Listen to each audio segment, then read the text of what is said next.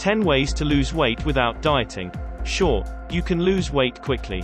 There are plenty of fad diets that work to shed pounds rapidly, while leaving you feeling hungry and deprived. But what good is losing weight only to regain it?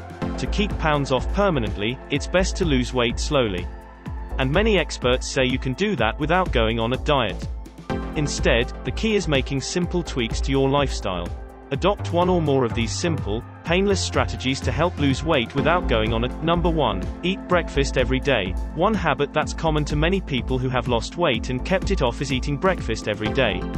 Many people think skipping breakfast is a great way to cut calories, but they usually end up eating more throughout the day, says Elizabeth Ward, MS, Road, author of The Pocket Idiot's Guide to the New Food Pyramids.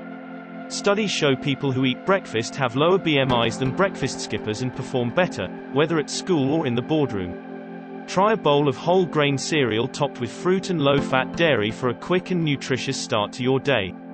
Number 2. Close the kitchen at night. Establish a time when you will stop eating so you won't give in to the late-night munchies or mindless snacking while watching television. Have a cup of tea, suck on a piece of hard candy or enjoy a small bowl of light ice cream or frozen yogurt if you want something sweet after dinner, but then brush your teeth so you will be less likely to eat or drink anything else, suggests Elaine McGee, MPH, Road, WebMD's recipe doctor and the author of Comfort Food Makeovers. Number 3. Choose liquid calories wisely. Sweetened drinks pile on the calories, but don't reduce hunger like solid foods do.